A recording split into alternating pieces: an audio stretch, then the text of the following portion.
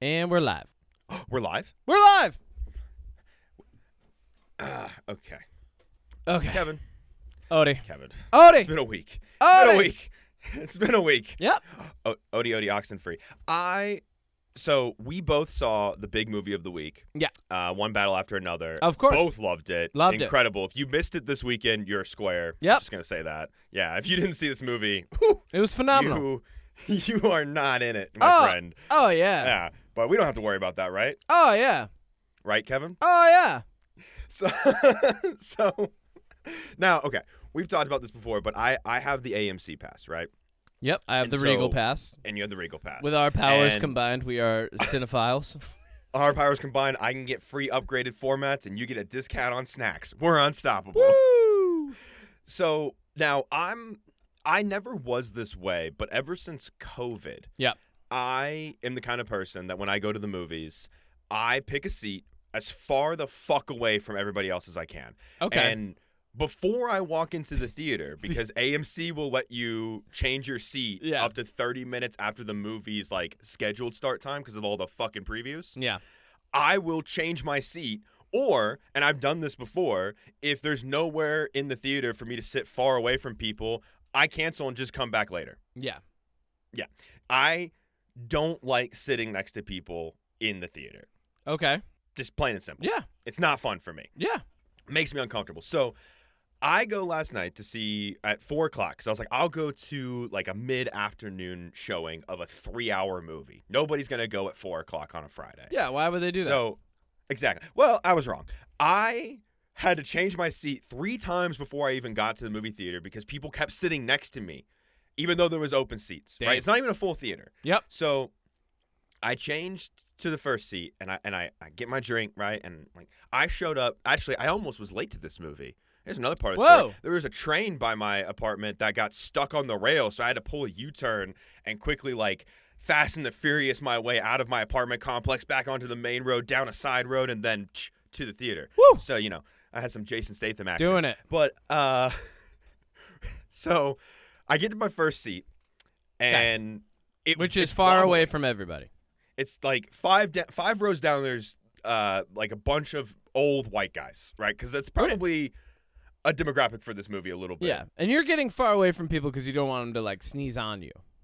I don't. Yeah, it's. I don't like it because I'm a movie watcher where I wear my reaction on the face. If I get uncomfortable, I will like scrunch down and kind of like do one of these with my hand and stuff, and like still watch but be like uncomfortable, you know, or like sometimes I cry in the movie theater. Like I'll admit it, I cry in the movies sometimes. Okay. Yeah. And so I also people that get snacks, they're really fucking loud. And this guy, Okay. 5 I'm raising seats my down. hand. Yeah. Yeah, I bet you All are. right.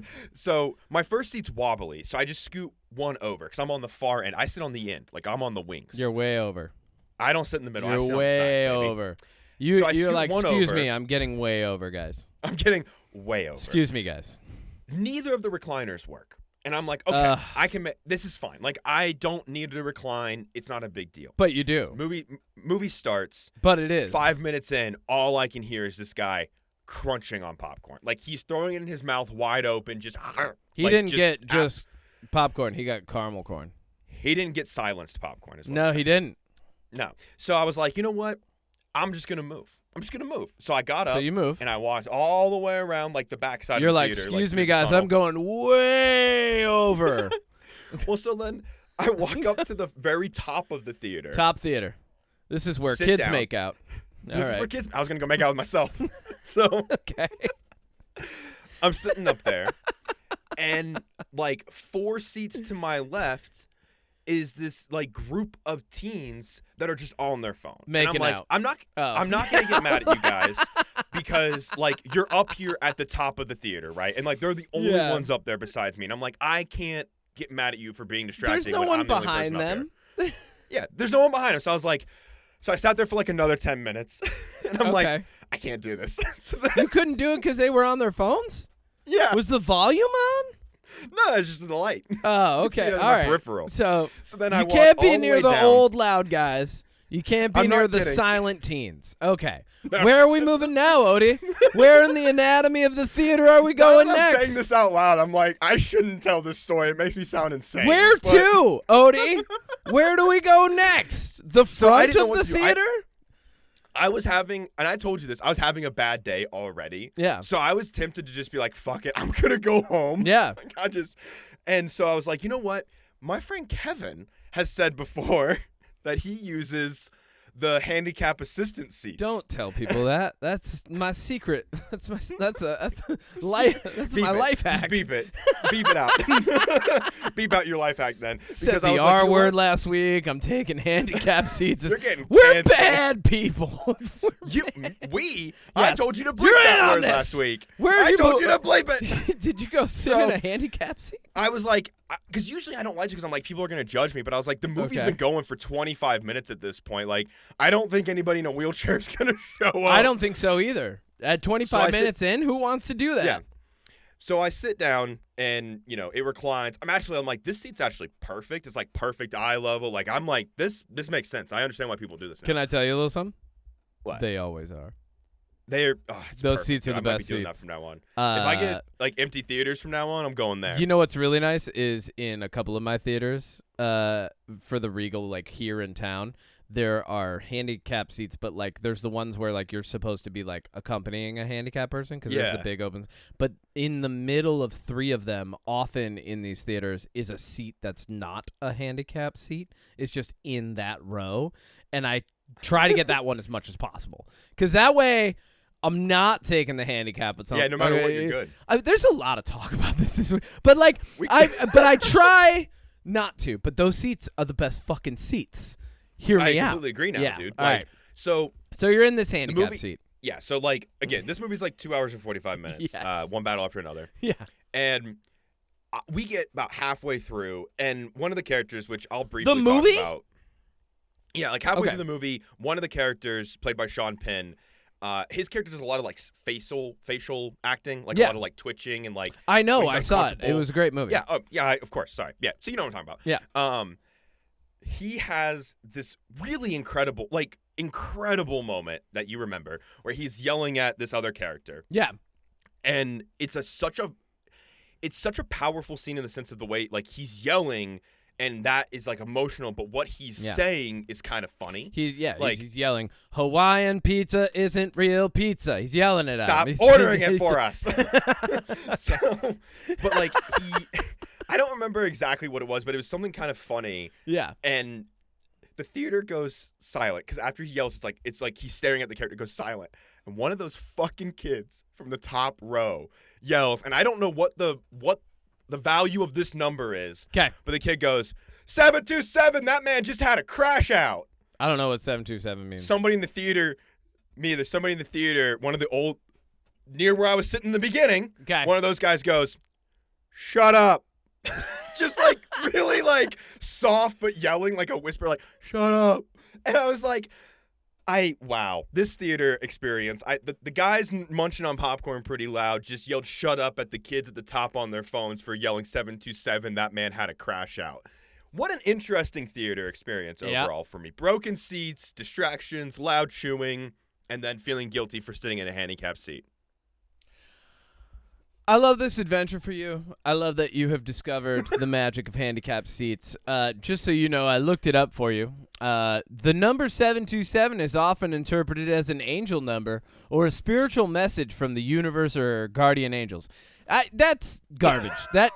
That child was spouting drivel. Nonsense. Yep, nonsense. And you know what? That old guy was right for telling him to shut up. I have a similar story. So I went and saw. This is a long opening segment now, but I went and saw.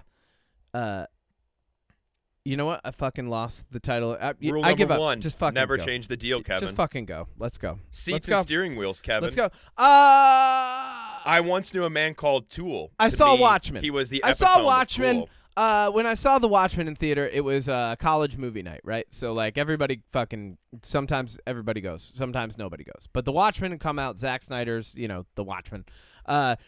And I will never forget, there was this kid who would not shut the fuck up because it's college movie theater night, right? So, like, there are some people there who are kids that won't shut the fuck up.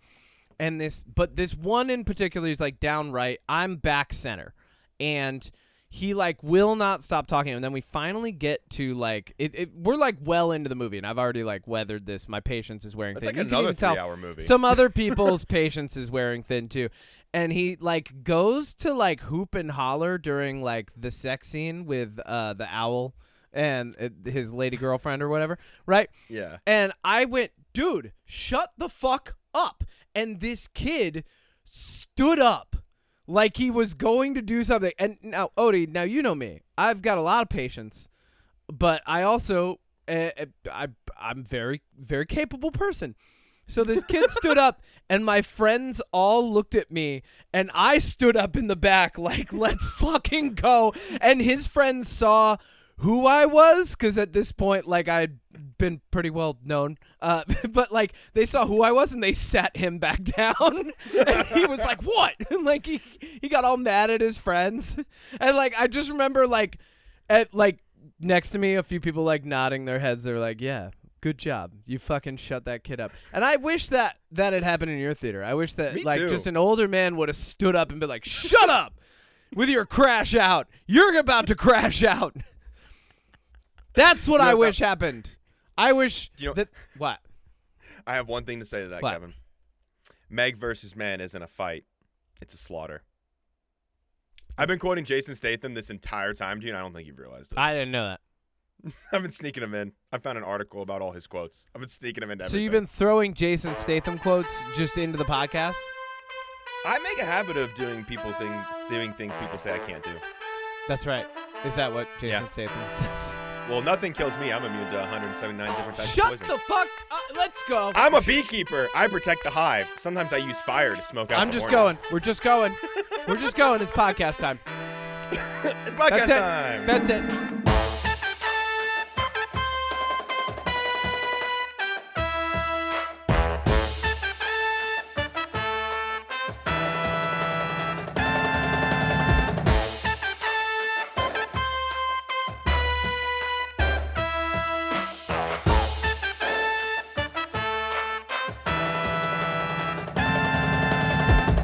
Are you ready to clap? I'm ready to clap. Okay. 3, 2, 1. Welcome back to Oh. another episode. Jesus Christ, I wasn't. Dude, I was so fast. 3, 2, 1. Welcome back to another episode of the UnPop Podcast. My name is Kevin Manor. He, him, your Capitan Todo Siempre. With me as always is... Odie Matthews, the chef, cooking up that delicious, wonderful Jason Statham-related content because we like to sprinkle that into everything we do because we're both huge fans of him. And Meg versus Man isn't a fight, it's a slaughter, they he. And that's right. This week we're sponsored by Kobe beef-flavored Lay's potato chips from the Asian Mart in Salem, How are Massachusetts. those? I see those all I don't the know. time in Asian Marts. We're doing it now. Here They we have it go. at the Great Wall, which is the one I go to. near Kobe me. What is- beef-flavored... They do taste like beef. That tastes like beef. This is the one time I'm giving you a pass for eating on the podcast. Wow. I'm actually curious about what this tastes like. It does. It's just it tastes. You know what it tastes like? It tastes the way hamburger chip? helper smells. Ugh. Interesting. I don't know if I like that. Let's get into. It's actually not horrible. Odie, let's get Okay. into some news. Yeah, baby. It's the UnPop News coming at you fresh and hot from the command deck of the SS Marlon Brando. Let's see what this week had in store. Let's get into some news. I got a lot of news for you this week, actually. I'm so glad you do. Yeah, we got a lot. We got some trailers to talk about. We've got some hints at some sequels that we probably don't want. Oh, We got some we love that. Star Wars information about the new Starfighter movie. We love that. And we've got some Mark Zuckerberg news.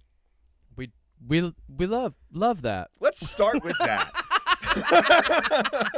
What do you start got? with the Zuckerberg news. Wow.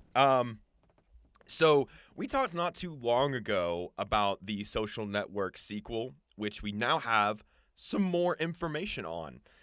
So we know it's going to be titled The Social Reckoning. So what do you think yeah. of that? I don't like anything about this. I don't think we needed a Social Network 2. The Social Network originally felt like a victory of a film, right? Atticus Ross and Trent Reznor of Nine Inch Nails come together for the first time. They make this beautiful ambient soundtrack that no one has ever heard. And you get Jesse Eisenberg. He's doing a great job playing Mark Zuckerberg, right? The Bergs. The Bergs are doing the Bergs. And not only that, at the end, like the ending is like hopeful, right? But we know that that's not how it plays out in the real world. So making a second Social Network movie is not good. Nobody likes that anymore. Your chance to make the second Social Network movie was when Zuckerberg bought Instagram. That was like your window of opportunity was there. Ever since then, it's been downhill. Why would anybody want to go see this? That's like hey, we made we made a January 6th film. Jesus. Yeah, see, that's my reaction to this. Okay, well, what if I told you that it's Aaron Sorkin? He's a director and writer. As it should be. He wrote the first one. He directed the Jeremy first one. Allen White is playing Jeff Horwitz, whoever that is. Mikey Madison is playing Francis somebody. I don't know how to say their last name. Never heard of this person. But Jeremy Strong is playing Mark Zuckerberg, and also Bill Burr is in it. What more could you want? I don't want this at all. Are you sure? And if I have to watch it, I will. But I don't know that I'll like it. And I'm probably going to go in with a heavy bias, you know? I don't care about this even a little bit. Yeah, like, And what's the this only about? way- Building his private island, like, bunker? Yeah, like, it's about what the his fuck is- bunker construction. People don't like him anymore. Is this No. a plea for people to like him? Like, go I don't know. smoke your meats with your bros and hop on the Joe Rogan podcast for the 5th time and go hang out in fucking Texas or on your private island. Like, go stand behind fucking the worst leader in the history of America while he gets fucking coronated as a wannabe king. Like, do that, Mark. Like, we don't need any of this shit. I will only see this movie if I do the same thing I'm doing this year, where I see like a movie every weekend. I will not want to talk about this on the podcast because it's nothing. Like, unless it's so like interesting and weird and out there and like it takes such an interesting swing but even then I'm like, I know what he's doing in real life, so no matter what time period this is set, I don't give a fuck about Mark Zuckerberg. I don't think I could watch this with an unbiased perspective. Exactly. Yeah. 100%. Yeah. Also, so what's the speaking point? Speaking of unbiased opinions. Yep. Famous producer Jerry Bruckheimer, who has done We love Jerry almost Bruckheimer. every big franchise you can imagine. So many franchises. He hinted at 3 sequels, and I'm curious what you think of them. Bring them on, baby. Let's see. In I'll order. give you honest opinion. Okay. An F1 sequel was the first one he hinted at. Totally fine. Go ahead. Don't need it.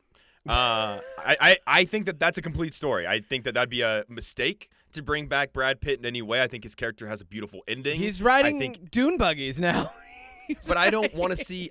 Because the only way you do an F1 sequel is you take it back to Formula One. I don't want Brad Pitt's character. That movie is in my top 5 this year for sure, and it's because he goes and proves it to himself, and then goes back to doing what he loves, which is just racing. And I think that's a great ending for his character. What if it's about the lady pit captain and the driver, the other driver guy?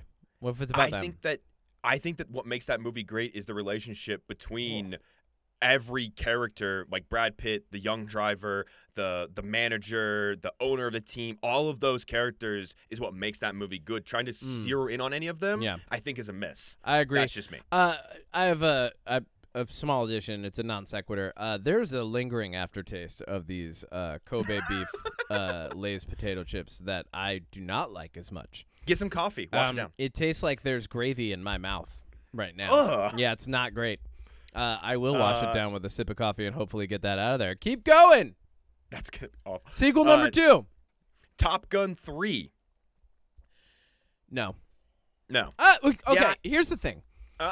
I'm not the person to ask about that, right? Like, I feel like there's plenty of people where if you're like Top Gun 3, they're like, yeah! And like, that's the only type of person that is going to say yes to Top Gun 3 is someone who goes, yeah! You know? Yeah. Look, Top Gun 2. No, say it the way I said it. Go, Yeah. yeah, that's how they say it. Top Gun 2 was was good. It was a good movie, but like it's one of those things like how many like when a character in a movie, even if there's room for a sequel, but like one of the main characters has a complete arc. Yeah.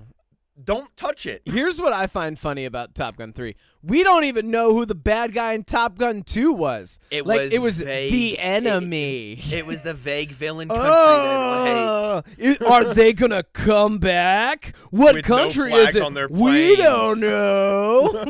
Yeah, I like that, what the fuck that are mysterious you doing? country didn't even have flags on their planes, but like that's like anyways. Top whatever. Gun 3, Tom Cruise is back. I And hope the last I hope he one- gets confused and he thinks it's Mission Impossible. Anyway, keep going. Oh God. All right. Just cross those over. I would love to see a movie where all of his characters, like Edge of Tomorrow, Top Gun, Oblivion, get they all meet and go on an adventure. That'd be hilarious. That would be great. And the last one, we don't know if this is going to be a sequel. Yeah. Rumors are it's going to be a sequel. Yeah. It could be a reboot. Another Pirates of the Caribbean movie. No. It's you know what? No to all three of those. Yeah. You're right. Even if you F1 rebooted Pirates, it wouldn't work. Yep, you're right. In my opinion. F1 was a complete story. Pirates of the Caribbean is a classic movie that got overdone by the time they had like what, I don't know, the 6th or 7th. 5. Yeah, whatever it was. Yeah, like no, pass on all three of those. Thanks, Bruckheimer. Take a seat, Yeah. pal. Take a seat.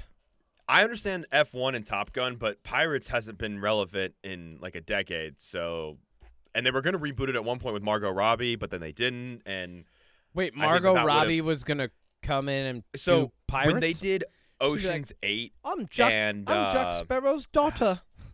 no, it was going to be a reboot, and it was going to be in like the same way that they did like Ocean's 8, where it's like an all women pirate crew. Ladies can be pirates too. I'm Jack Sparrow's daughter. Why's the rum gone?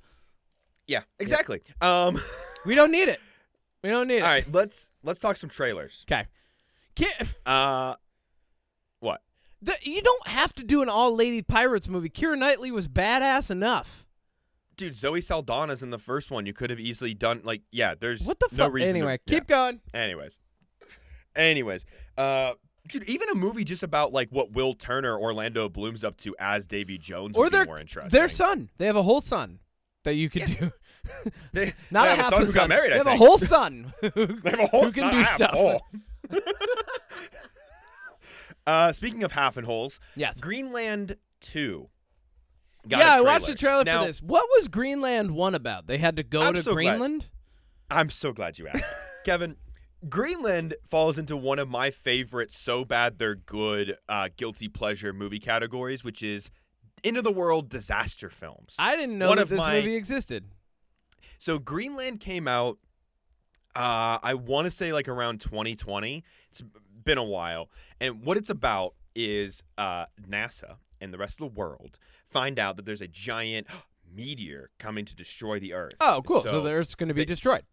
They go around and they round up everybody that has a useful skill that could help rebuild the world. And Oh, Gerard Butler. Great. he's Eugenics. We love this. He builds, he builds buildings. He builds skyscrapers, and he's an architect that designs in his construction, and he owns his own business or something. I think maybe possibly, and he has a kid, and he loves his kid, and he loves his wife, and he's asked, hey, do you wanna come to a secret bunker in Greenland and survive the apocalypse? And he's like, absolutely. But twist, Kevin, his son's diabetic and they forgot his medicine at home, and so they missed the plane to the bunker and have to get there on their own. And the movie is all about them navigating the chaos of everybody knowing that the world is going to end and people trying to find shelter while they make their way from like California to Greenland. Oh, you mean it's not about social engineering and people who need medication being a burden on your life? It's not about that? That's the message I got. Yeah, Leave it that kid sounds like home. that's what it's about. Sounds like they did a bad job, right? How is that kid How gonna did get they insulin miss in the the second plane? one? How about they just miss the fucking plane because the world's ending? Like, why does it have to be because their son forgot his medication? Like, just Because fucking Kevin, tension. whatever. You know what my favorite part about those movies before we talk about the second What, their trailer son going into is- an epileptic seizure and then having to give him medication while the world's ending? Like, what? What? No, it's the fact that when they're boarding the planes, the military is keeping them protected. And as somebody who was in the military, and I would love to know what Bryce Snyder thinks about this too, or anybody else in the military, Yeah. please email in Hit me. mysecretpoweris@gmail.com because I want to know. If they told me, hey, Corporal Smith when I was a corporal or a sergeant. Be like, hey, you got to protect this airfield while all these people that are super important are going to survive board. My first question would be like, well, do I get to board the plane? And if they're like, no, I'd be like, well, then I'm not protecting the plane. I'm going AWOL, because what are you going to do, track me down after the meteor hits? Probably not. You're going to kill me before the meteor hits? Cool, I die before the meteor kills. Like, as a military member, I'm like, I wouldn't do this shit for you guys. Like, fuck that. Like, Yeah, what the fuck? I wouldn't, like, shoot at innocent civilians just so some people can survive. Like, greater good my ass. Fuck that, I'm out. Anyways. Yeah. Greenland 2 is all about, and I think this is an interesting concept. I really do. It's about navigating the world after a comet hits, after a meteor hits, which is different than things like Deep Impact and other. I saw in the trailer they have radiation storms, much like Fallout. That's great. Yeah. Here's what this movie. So I watched the trailer. You text me. You're like, watch this trailer. We're talking about it. And I go, great. And then I watch the trailer. I don't seek out trailers otherwise. I'm bad at this. So I watched it and I was like, wait, this falls into the same category as so many other things. It's called Greenland 2, but the plot is to go to southern France. So like they should, based on the naming mechanism that you established and the rule that you have from the first movie, this should just be called Southern France, because that's where the first movie was about where you go to. This second movie, where are you going to? Southern France. Greenland 2. Kevin. Southern France. No, it should be to Greenland to Southern France. It's like a play on Too Fast, Too Get Furious. out To of here. Greenland Stop to it. Southern No, France. all right, but regardless, this needs to be, Southern France needs to be in the title. All right, how about that? That just needs to be in the title. Number 2, like, the fucking trailer, they're like, I know that it's real hard to live underground because, we gotta, because the world fucking ended, kids. So we have to live in the bunker. And then they're like, I don't want to be here. And then they're like, more meteors.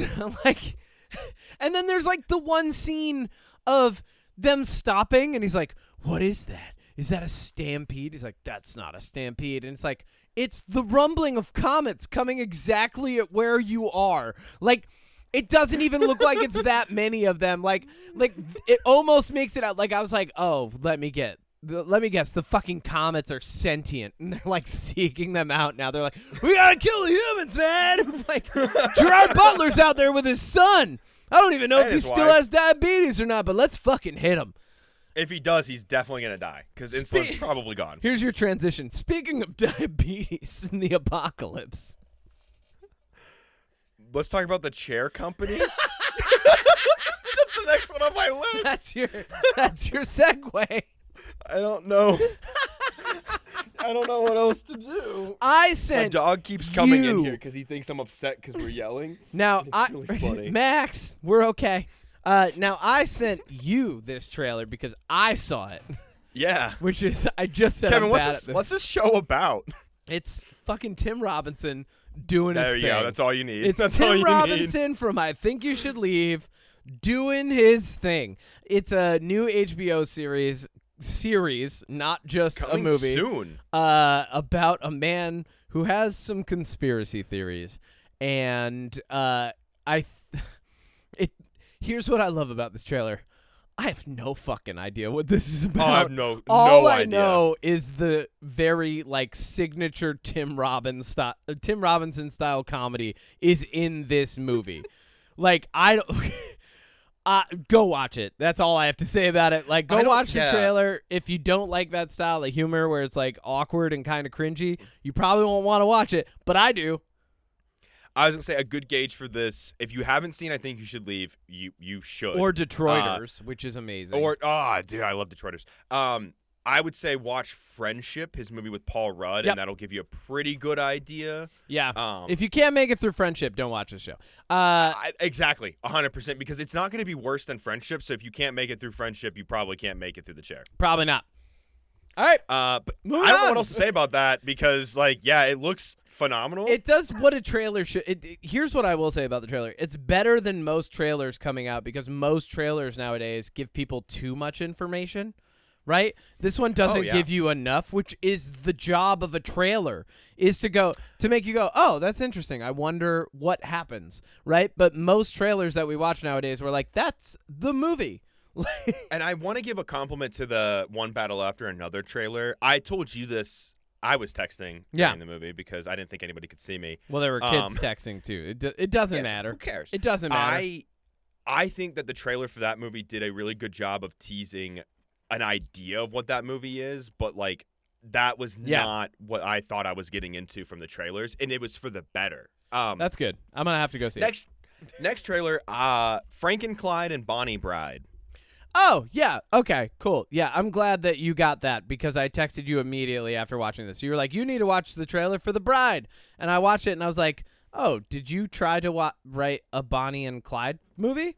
And then the studio said no, so you just reshelled it as a fucking Frankenstein movie? Is that what this is?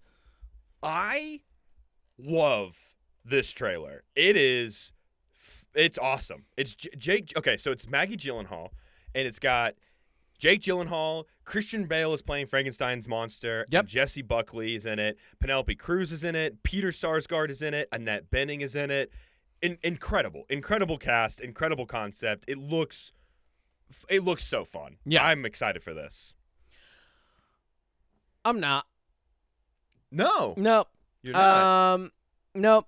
It looks like it's trying to be too many things. And it looks like I texted you soundtrack by one of the guitarists from Evanescence. Like it looks like it's going to be one of those movies where like all of the stuff leading up to is like, we got this guy from this rock band and he did the whole fucking soundtrack. And then you go in and you're like, yeah, I'm really glad you guys sold it on that because this movie is lacking for substance. Like even just from the trailer, I'm like, this looks stylized. It looks forced. I'm not digging the vibe of the movie so far. See, I am looking forward to this because I think it's going to be a perfect candidate for Magnum Opus one day.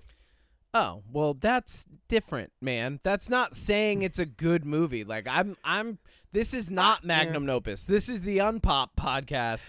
I think it could be I think we're potentially supposed good, to though. get excited about movies. I think it has a chance to be a good story that combines these two, but I think it could also fall into a so bad it's good category. It looks like it's trying to be like part funny, part endearing, part scary. Like it looks like it's trying, like I said, it looks like it's trying to do too much, and I don't like Christian Bale's creepy Frankenstein smile. So that's my take. I'll go watch it. I've got the pass. Yeah, March of next year. March?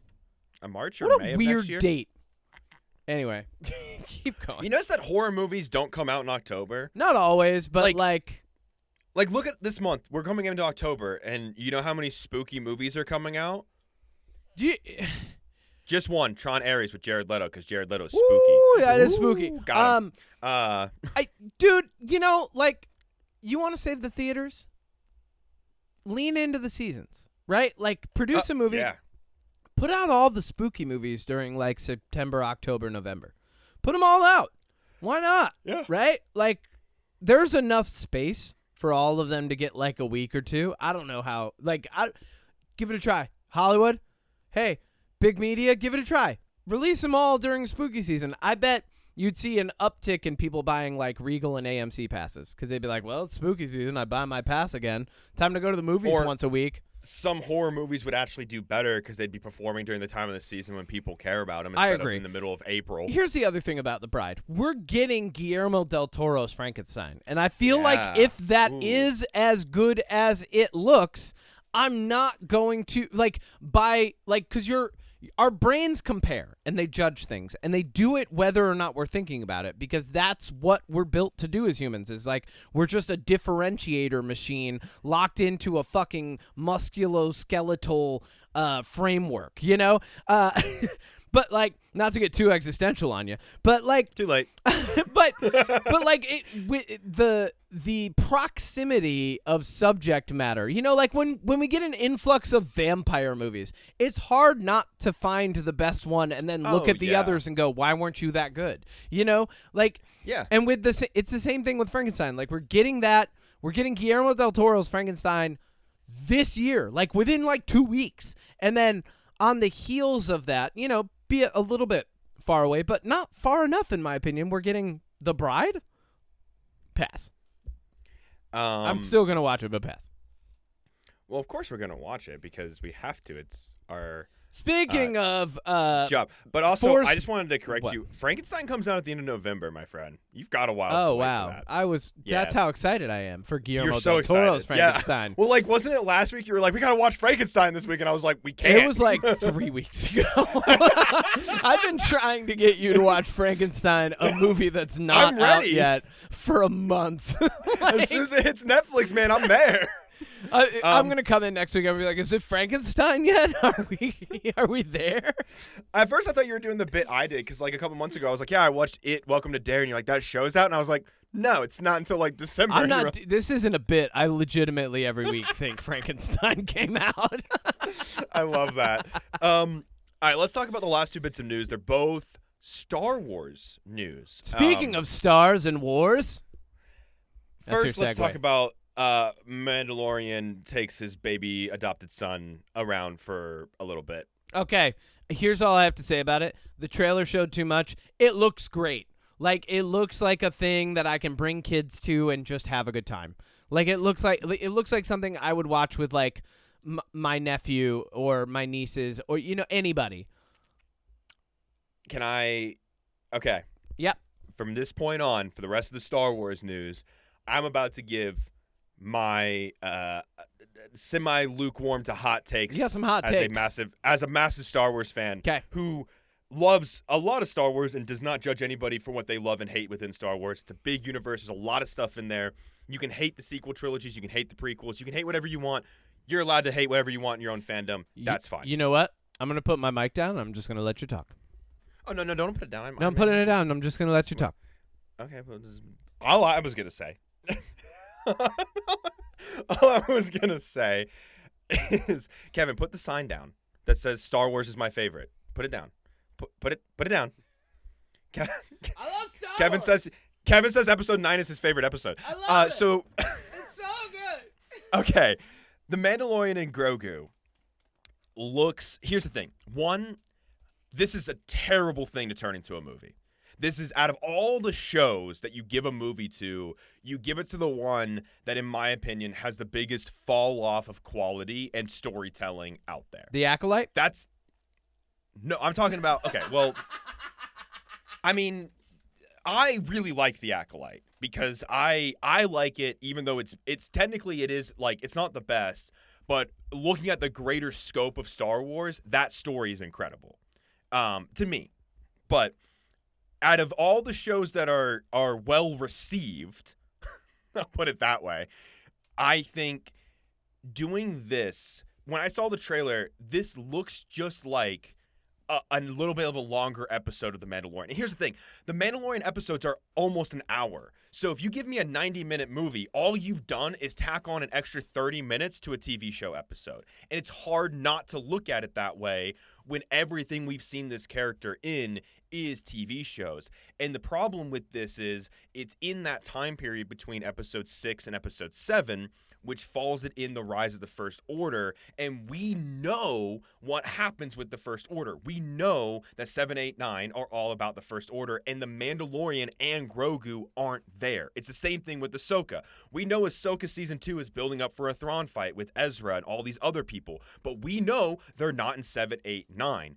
And it's different when you go back between episodes 3 and 4 and you add characters because you can kill them off. You can say they disappeared. It's a little bit easier to get away with it.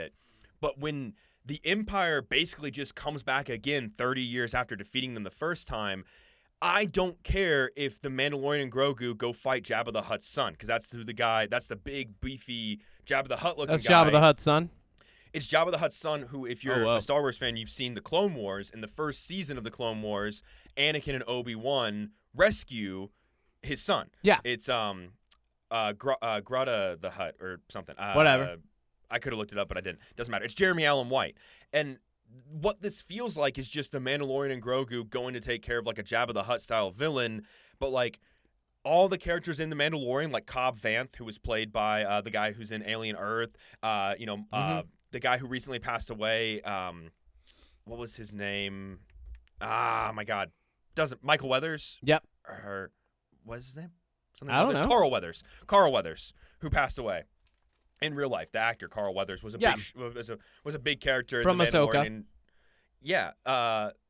So like my thing with this show, with this movie is, out of all the Star Wars movies we could get that were in production, from James Mangold's 25,000 years ago, the origin of the Force and the origin of the Jedi and the origin of the Sith, and before the Sith were even a thing, like before that movie, before even the Star Wars Starfighter, which is the next bit of news we're going to talk about here in a second. Out of all the movie ideas you could have done, the Rogue One Squadron about what it's like to be a fighter pilot in Star Wars, out of all of these, you pick the Mandalorian and Grogu and give him an extended TV show pilot episode storyline. It's bad. This looks bad. Like, I'm not excited for this at all. Odie, I've got one word for you, and that explains exactly why this film is being made. Money? And no. Oh. Merchandise. I mean, yeah. same concept, right? This is being made because everybody loved Grogu before he had a name. Everybody loved Baby Yoda, right? Baby Yoda. Everybody still loves Baby Yoda, even with his name being Grogu now. People, like, they fell off for a minute, but it ticked back up, right? People love Pedro Pascal. This movie is being made for the sake of marketability and merchandise. That's it. Oh, Marketability, 100%.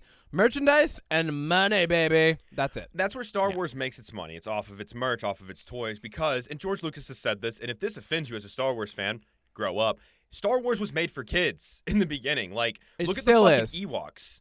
It still is. There's some Star Wars stuff that's made for adults. Like, I would say Obi-Wan. The Obi-Wan show is more for adults. You know, it's a little bit darker. It's got Andor's made for adults. But, like, Star Wars Episode 1, 2, and 3, those are kids' movies. Look at Jar Jar Binks and tell me that's not a kids' movie. Like, That's a kids' movie. so I just think that I will see this, obviously, but I think that out of all the things this is the first Star Wars movie we're getting post Episode 9, and I think that this is just a waste. I think I that agree. Well, Star we knew Wars it was in is- the works years ago. and that's the thing, is like, we've had, since Episode 9, we've had The Acolyte, which had very mixed reviews. A lot of people didn't like it, understandably so. There's some story elements that fall flat. I like the Sith aspect of that with the Darth Plagueis twist, because that answers a lot of questions I had about Darth Plagueis to Darth Sidious, but that's me.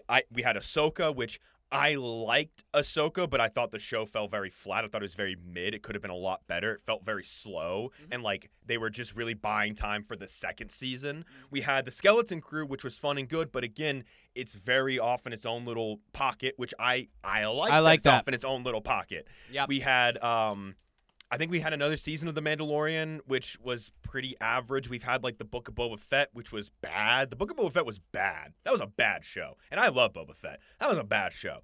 So I just think that this is Star Wars coming back to theaters. It's this. Like, Yeah. I don't think this is it. And that leads us to the next Star Wars movie, Hit me. which I have news on.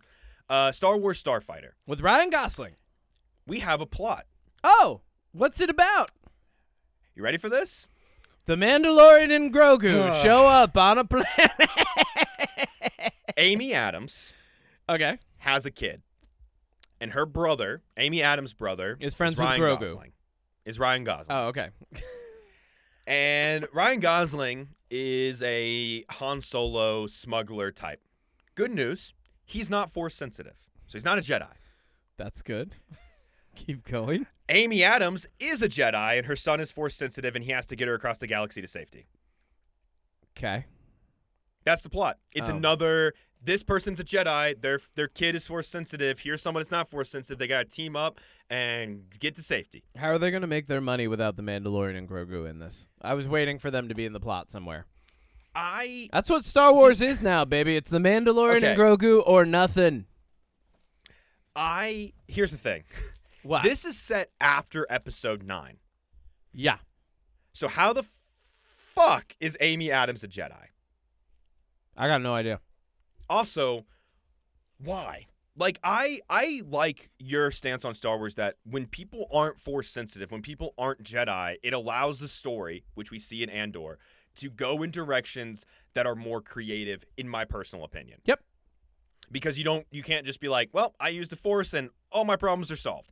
Like, Amy Adams being a Jedi who has a kid that's Force sensitive, and Ryan Gosling being like a criminal-esque kind of person and having to get that kid to safety is literally such a cut and dry basic plot point of so many movies and things that have been done in Star Wars already. Yeah. We've already seen similar things of, like, Obi-Wan had to get Luke to safety in a way. Like, we've already Obi-Wan had to get Anakin to safety in episode 1 with Qui-Gon. Look, there's two types of plots. We got to get this thing over there, or we got to stop this thing from getting over there, right? Like, those are the two plots in the Star Wars world. Or we got to get this thing and then get it over here to help the good guys, or we got to stop this thing from getting over there because that'll help the bad guys. Like, that's it.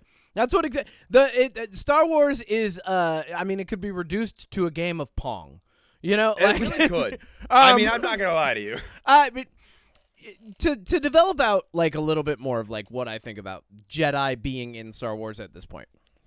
The original trilogy, the reason it still is so like near and dear to people's hearts is because if you watch, Luke develops his Force powers over the course of 3 movies. Eventually, the final battle between Luke and Darth Vader and Emperor Palpatine, this like 3-way duel of fates, to quote, one of the most famous pieces ever. I know it wasn't in that film, but like this whole idea that these guys are at the peak of their ability against one another charges that battle. What you have with everything after that is, we're Jedi, we're here, we have sabers, we can Force push. Like real quick. Yep. It's so quick. And like Grogu, you could argue, was developing some Jedi-like powers. Ahsoka, if you watch all the series that she's in, you see some development, right?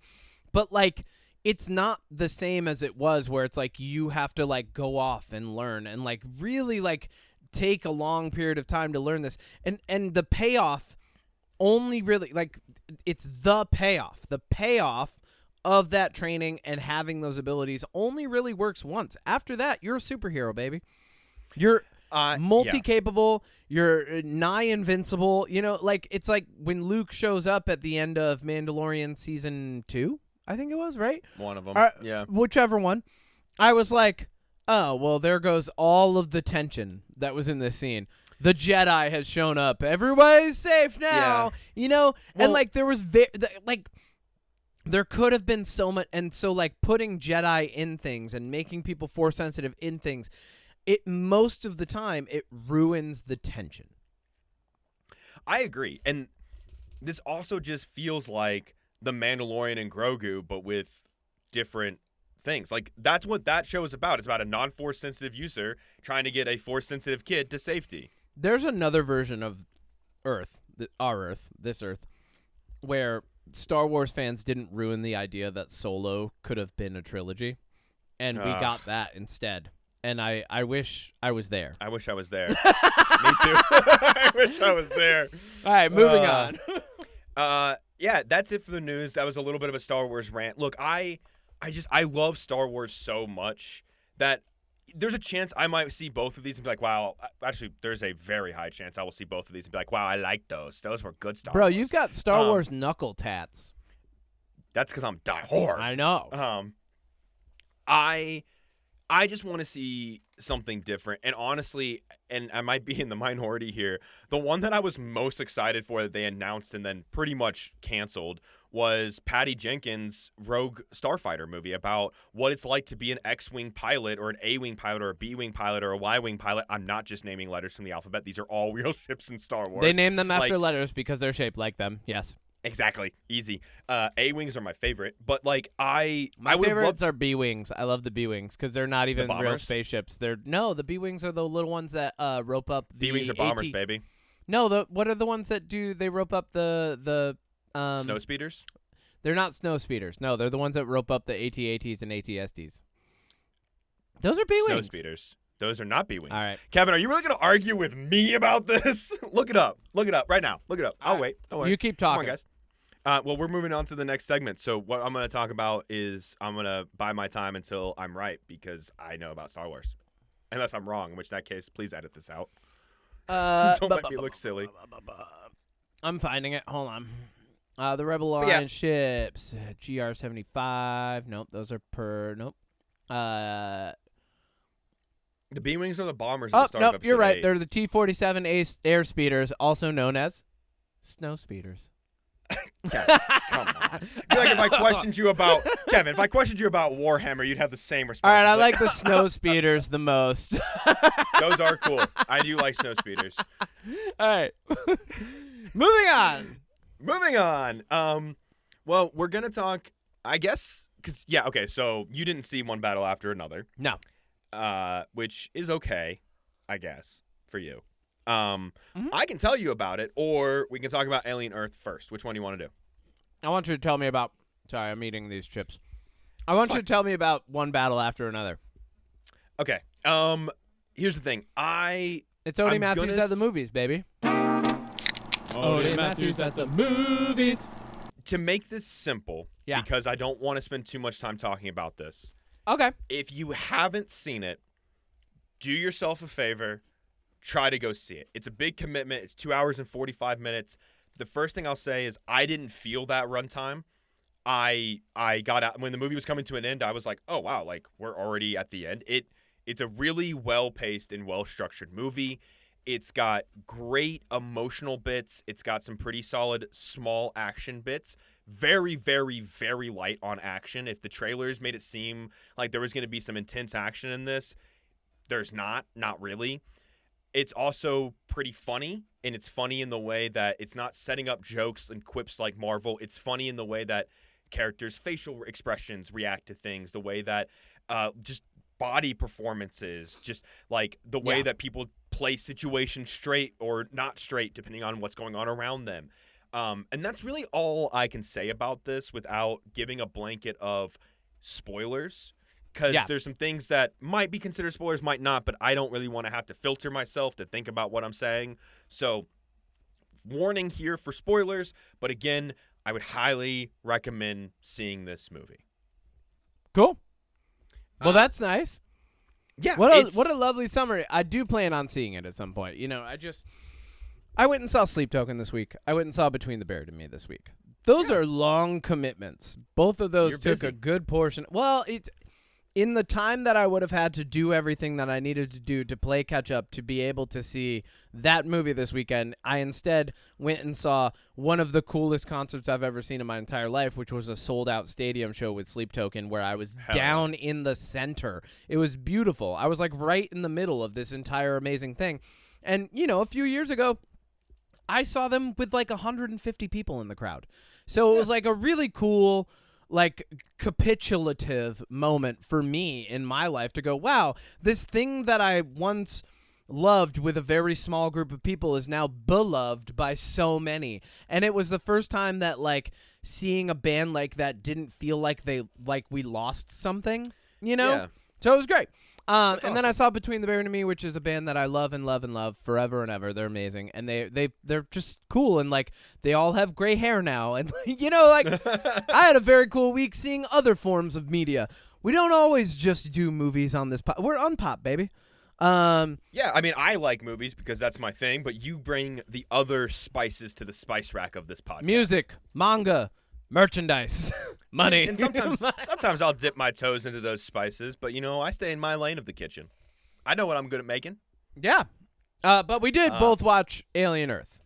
Yeah, and I'm excited to talk about that. I'll try to keep my this movie summary to like 10 minutes. Because I don't really have much to say without bouncing off of somebody. The first thing I want to say is the actress who plays Leonardo DiCaprio's daughter in this movie, her name is Chase Infinity. She's a brand new actress. She is going to be massive. Holy crap. I was like, oh, she's got to be like in a lot of stuff. She's had to be in like a TV show like Euphoria or something. No. Like brand spanking new. She's only been in a couple things, right? Fucking incredible. She's only been in like one other movie that I didn't even recognize, but Just absolutely an incredible performance from her, and I really, really liked it. She has also been in the other movie that she's in. It was in Presumed Innocent, which is a TV show with Jake Gyllenhaal. She was in that, and then that's like it. That's it, She was baby. in a Tyler, the Creator music video, so I don't think that counts. I think that's incredible what cast. I know her from. Is that Cast is Leonardo DiCaprio, Sean Penn, Benicio del Toro, Regina Hall, Teyana Taylor is plays the wife. She's incredible. Just overall phenomenal performances. Yeah. Standout performance in my mind. Benicio del Toro. I would watch a movie about his character. He's so like, great this year. He's incredible, dude. It's like him and Javier Bardem, just like between him and F1 and Benicio del Toro in this, I'm fucking yes. And absolutely, Benicio del like, Toro in the Phoenician Scheme. Oh, oh my God, yeah. You know what I think I don't- happened? I think he was filming the Phoenician Scheme, written and directed by Wes Anderson, right? Yeah. And this film was filming at the same time, written and directed by Paul Thomas Anderson, Yep. right? And I feel like he just wandered accidentally onto the set of one battle after another and started having a conversation with Leonardo DiCaprio, and they just started rolling because they were like, oh, the other star's here, and that's what this movie turned into. Oh, his character. I would believe that he plays a sensei, and he's like he runs a karate dojo. Yeah. And he doesn't know about Leonardo DiCaprio's like criminal past of not criminal, but being like a part of the revolutionary called the French 75, where they're trying to change the world by like bombing banks and going after the elite. I love that they're And- named after a cocktail. Yeah. Beautiful. I like his character when he finds out everything's going on and like Leonardo DiCaprio runs to him. It's in the trailer where he's like, I need a weapon. All you've got is nunchucks. It's that Yep. moment. And Benicio del Toro's character is just like, because Leonardo DiCaprio's character's name is Bob. And he's like, Bob, come with me, Bob. And Bob's like freaking out. He's like, Bob, it's fine. Just come with me. He doesn't ask questions. He just starts helping him. Yep. And like, Let's it's go. incredible. Yeah, performances all fantastic. Chase Infinity, Benicio del Toro definitely stand out. The music, I sent you this in my voice message. The music has a very like tense, whimsical score. The music is very like da-na-na-na-na-na, da-na-na-na-na-na-na-na. It's like very like, like you'd find like a funny, wacky chase, but then they add these like really good synth beats and like bombs to that. it, and it just absolutely keeps you gripped at every second. And the standout, well, there's a lot of standouts. Cinematography. Cinematography is incredible, and there's one of my favorite moments in this movie is a car chase, and it's nothing like any car chase I've ever seen in a movie before like this. It's not drifting around corners and speeding down alleyways. It is literally, this movie takes place in the mountains of California, and Oh, so and like a up small in town. Truckee or something? I don't know. This town would be more like near Bridgeport, California, in my mind. But there's this moment where the road, like it's hills, right? So like there's one character's in a car and it's getting chased by another one, and the car that's chasing him is really far back, and you just see a speck in the rearview mirror, and they start going up and down these hills, and the music is building and rising as you see this car going up and down, and every time the car comes up and goes down, the camera doesn't move, and you see the car behind them go up a little and closer. come down. And like it keeps like switching back and forth, and like the tension of that car getting closer, and like you don't, it's honestly so phenomenally well done that I like, for a car chase that's like kind of slow paced, it builds off the tension of the music. I was blown away. Like, I love absolutely blown away. So good directing, you're saying? Oh, incredible directing. Well directed. Probably one of the most like well-directed movies of the year. Like, there wasn't a moment in this movie where I was like, every single second of this movie accomplishes exactly what it needs to. And that's something that the trailer was promising. So yeah, I'm glad it delivered. I like Leonardo DiCaprio's character because he starts off as like the explosive expert, because basically the structure of this movie, the first 30 minutes are the mom and Leonardo DiCaprio, like, part of this revolution, setting off bombs, causing issues, them having a kid, and what that fallout of the mom leaving them and getting arrested and all that stuff that you see in the trailer. Played by and Teyana then- Taylor. Yeah, and she's oh my god, she's incredible. Love Teyana Taylor. I mean, all of them are incredible. Like, that's everybody in this movie is incredible. But she, like, after we get the time skip where the daughter is 16 and Leo and her are hiding out in this sanctuary city in California, Sean Penn's character. Well, what I like about Leonardo DiCaprio's character is after he leaves and, like, kind of escapes and, like, goes to the sanctuary city, he falls apart and stops being on his toes about being chased. So he just smokes a ton of weed.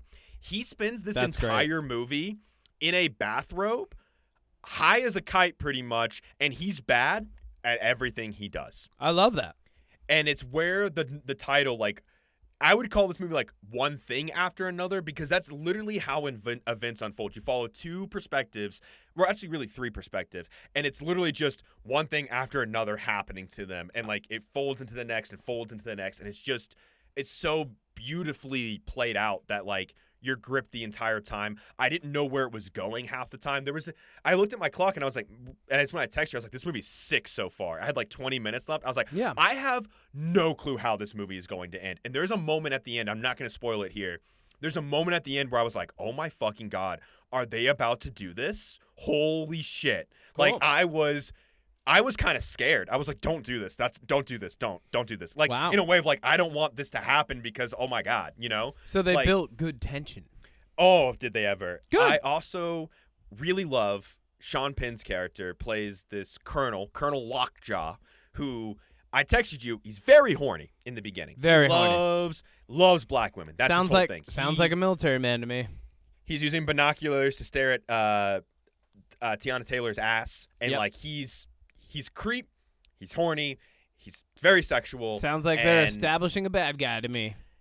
Yeah, and he's a really well-established bad guy. Yep. And he wants to be a part of this group of white supremacist old white guys who call themselves the Christmas Warriors or they're called the Christmas Adventurers. Okay. And in their meetings they go, Hail Saint Nick. It's Hail Saint Nick, fun. baby.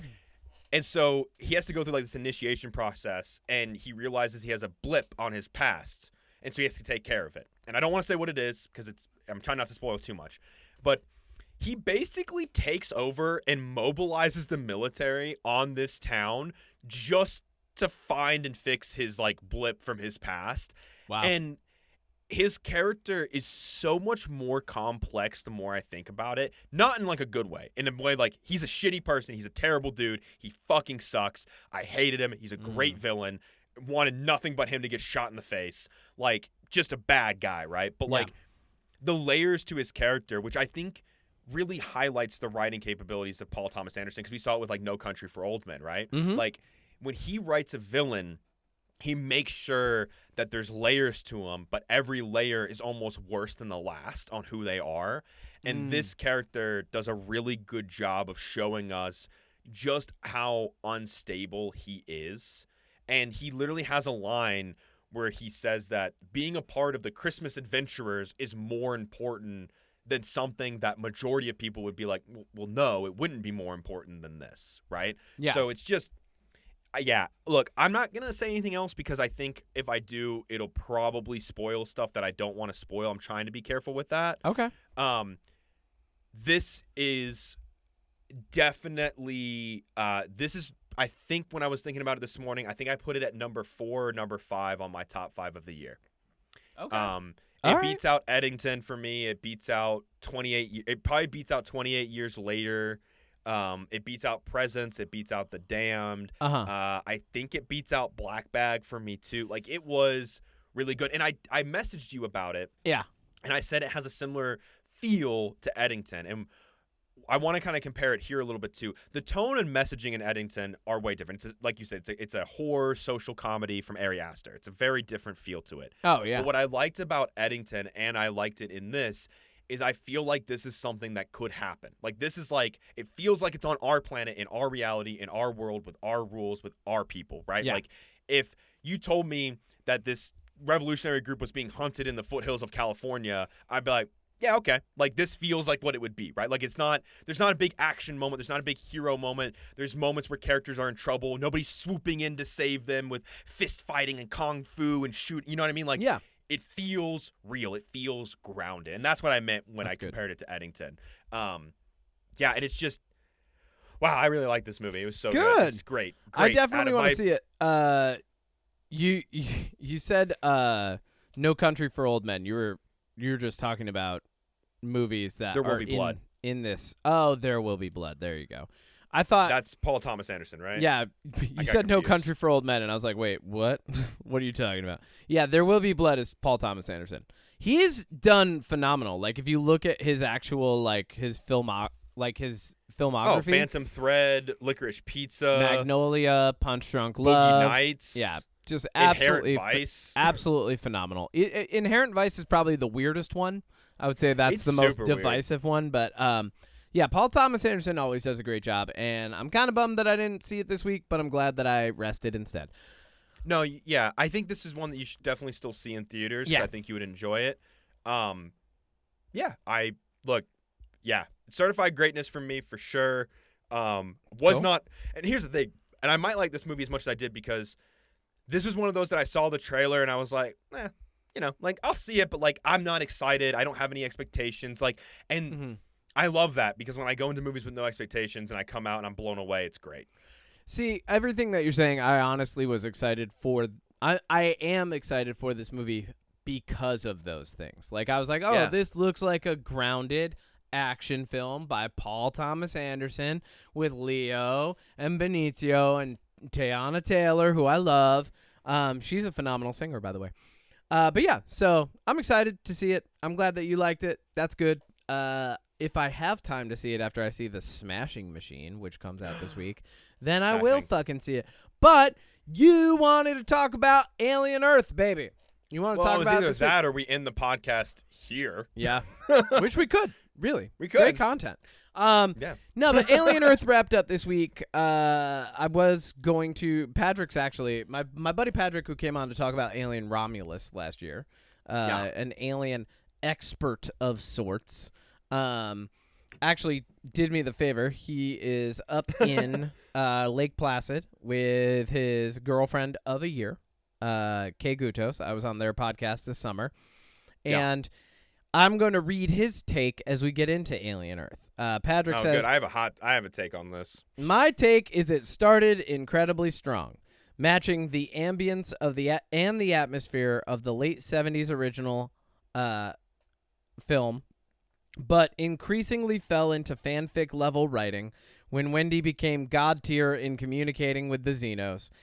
Timothy Olyphant was perfect casting, and Boy Genius was cast well, but overall made classic horror trope level bad decisions throughout. Morrow was incredibly acted. His tension was one of the only tensions of the show that was believable. Incredibly, the carnage from the Xenos was just fun, but didn't add to the overall worry or sense of worry that's usually exhibited by the Alien franchise. Okay, Patrick. Also, why so many dissolves? Patrick, listen, sit down. Crisscross applesauce. Patrick, I completely agree with your take. Here's a gold star. That's exactly, almost verbatim, exactly how I think, especially, and I want to highlight this, especially the dissolves. Too many dissolves, Kevin. Yeah, you know what was funny?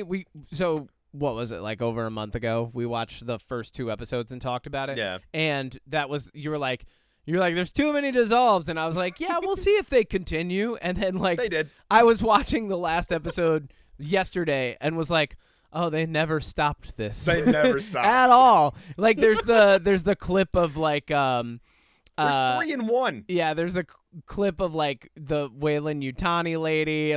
Oh my God, there's so many moments where it's just why are you showing me that? And I get it. There's symbolism, but it's like when someone head with it. It's like when someone uses too many similes instead of metaphors when they're like, this is like if, or as if, and you're like, Yeah. all right, that's too many. You need to use a metaphor now. I need some veils here. I need some layers that aren't so obvious. Too many dissolves. I agree. I think everybody's complaint is too many dissolves, but it's like they already were in post and they were like, well, too late now, baby. Just Control-Alt-Delete it. It's fine. Well, and a lot of the dissolves have like ADR over them, like someone talking, you know? Yeah. And I'm like, is this the mechanism for telling the story? Like, and sometimes they felt purposeful and good, but I think if you had cut the amount down to like 20% of the amount that there were, then we probably would be like, oh, and good use of that dissolve there. There's one where it's dissolved on Wendy, and then in the middle of dissolving her, you see her grave, and then in the middle of that way, you can still see Wendy in the grave. You see her as a kid, and I was like, okay, we get it. That's too much. We get it. That's too much. We get it. Yeah, there's a she lot was a kid, going she's on dead. there. She's in synth. We get it. All yeah, right. use a couple. It's like they were like, it's like when someone does a PowerPoint presentation. Oh my god! But they just keep using the same effect. Yeah, star wipe, star wipe, star wipe, and you're like, dude, there's like a whole menu of effects. There's like 20 others you can pick from. Yeah, dude. Like circle wipe, even like other shapes, even. Oh my god! But okay, so look, overall, thing about garbage, bad, fun, good, or great. I'm not gonna lie. I think this is garbage. Like, I want a drum roll for my take. Give me a drum roll. Okay, wait, hang on. And I think that ready? Here we go. I think that this entire season of Alien Earth was okay. It was fine. It was fun. It was. That's not a rating that's system. It was fun. Do it that's again. it. It was fun. It was fun. That's it. Yeah. The most fun episode was what happened to the Episode 5. ship before it crashed. Yeah, episode 5. That's the most fun. And I The completely agree with Maginot. Patrick's take. The episode that was titled after the actual like tagline of the Alien movies, in space, no one can hear you scream. Yeah. I think that this started so strong. I think the first 2 agree. episodes hooked me so well. I verbally was sighing in the last episode. In the final shot of the final episode, I went, "Are you fucking kidding me?" Okay. I love this series. I'm very biased. There's a lot that I love about this season anyway, and I do love that it's different from the rest of the Alien stuff. So let me highlight some things that I think they did really well. First off, retro-futuristic design is a plus always, because the original Alien movies were designed to be gritty and dingy. What this does is it blends the gritty dinginess, which does exist on the Maginot, with the sterile, serene, fake utopian facade of the island laboratory where, Boy Genius is, like the Kid Cavalier, right? The whole theme of nature versus science, which is really what we're talking about here, right? You've got humans caught in the middle of xenos, which are like the apex predator, and they even talk about it in the first one, and then also hybrid synthetics and cyborgs. So you've got synths, hybrids, and cyborgs, and that's like the tech side of this. And they even say in the beginning, like, immortality will come in the guise of 3 things, and it's gonna be, it's those things. And you have like your one conflicted person. That's what Patrick mentioned, Morrow. He's somewhere in between the two. You have Wendy, who is mentally somewhere in between the two. Like her thoughts and the way that she develops as a character, she is very similar to Morrow in the beginning, but by the end of the series, you actually hear her say out loud, "I don't know what I am," and so showing those themes, and like while that's happening, while she's changing and becoming this thing that she's not capable of even describing yet, and realizing that she needs to find some form of self-identity rather than being told by a human or by a synth what she is, right? Because you've got Kirsch and you've got Kid Cavalier. As that's happening, the lab, the contained fake utopia, which is hiding its like dirty underbelly of, dangerous experiments, breaks out into the natural world, and we watch as it wreaks havoc upon the natural inhabitants. So like there's all of the themes keep playing off one another, and I think the writing in that sense and the world building was absolutely perfect. I think the Peter Pan metaphors actually hit all the way across. I love that in the end, like we start off with just kind of the metaphor, and I'm like, all right, this seems a little heavy-handed, but then as it just trickles its way through, and you inevitably have one of the synths one of the hybrids saying that she's Jane, right? Which is Wendy's daughter. So that all came through. The capitulative nature of that was good. She's like, no, I'm Jane. I'm actually not Peter Pan's favorite anymore. I'm your daughter. That was cool. All the way up to, and I know that you said you were visibly sighing. The last shot of this season establishes a human, a person who idolizes the idea of humans transitioning into synthetic bodies, becoming hybrids, and a synth in a triptych. And a triptych is a classic piece of art that usually conveys 3 different pieces. And you see in the center of it, strung up on his own cross, is Kid Cavalier. Now, to his right is the human side. To his left is the synth. And everybody else is looking upon this triptych. So they're setting up, and they're going, hey, by the way, if you didn't catch it this entire time, this is about human nature and being caught between these 2 things and how it doesn't play out very well for you. There's 4 people in that cell, Kevin. Well, he's not in the scene. He's not in the shot, Odie. Morrow is on the other side. No, he's on the other side of the cell. He's not in the shot. There's a triptych shot of the 3. And I know that because I was like, oh, that's a nice shot. It's a triptych. Yeah, but when there's a 4th person in the cell, I mean, is that message still That's the same? not how cinematography works, Odie. Okay, look, I agree with a lot of your points. And I'm not saying that some of the stuff in the show doesn't hit. I think that the vessel as to how it's delivered is... I think my biggest problem with this show is probably the fact that it's too slow, and the xenomorph, for a show called Alien Earth, the xenomorph feels like it takes a massive backseat. Like, yeah, almost entirely. Yeah. I would say this kind of has like... this kind of suffers from like origin story fatigue. You know? Totally does. Yeah, because it's like, here's how we get to where you want to get to. But also, the other thing that I'll say is Noah Hawley, very famous for doing the Fargo seasons, did a very, like, this isn't like the end of the season, and this would probably be my complaint, is that this actually feels like a mid-season, you know? Yeah. Like this feels like a mid-season moment where the tides turn and then you see all the consequences that happen thereafter, you know? Because we've just finally gotten, like, confirmation on things. But, like, I do want to point out one other thing about the themes and what I think is really great about Noah Hawley's writing, because this is a show that I could go back and watch.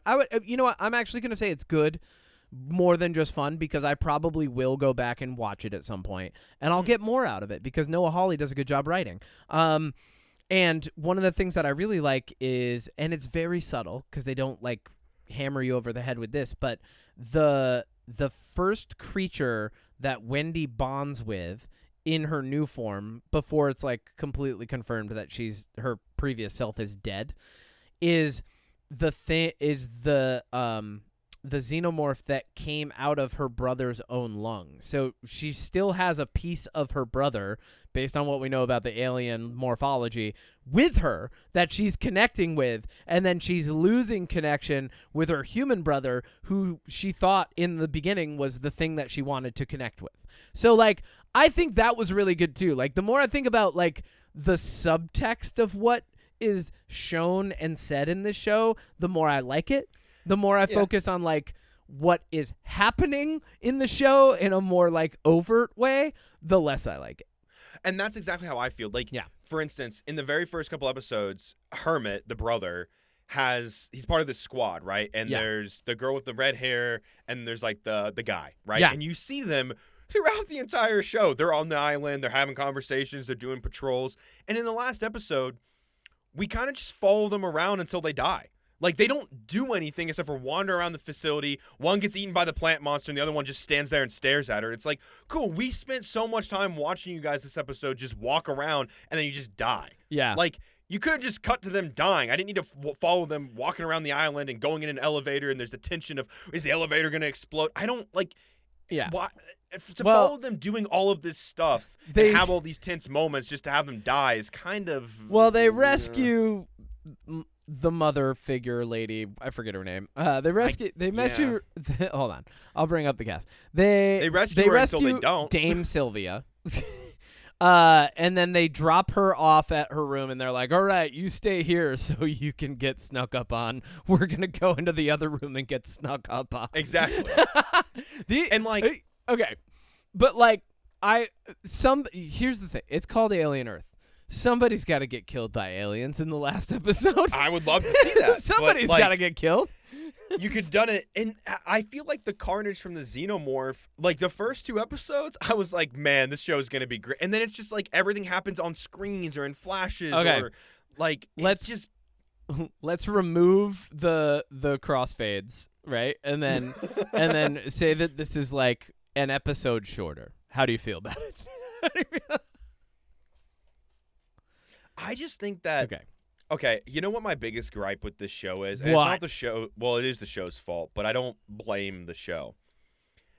In a world where shows can get canceled, even after they're renewed for another season, they can get canceled before they come to fruition.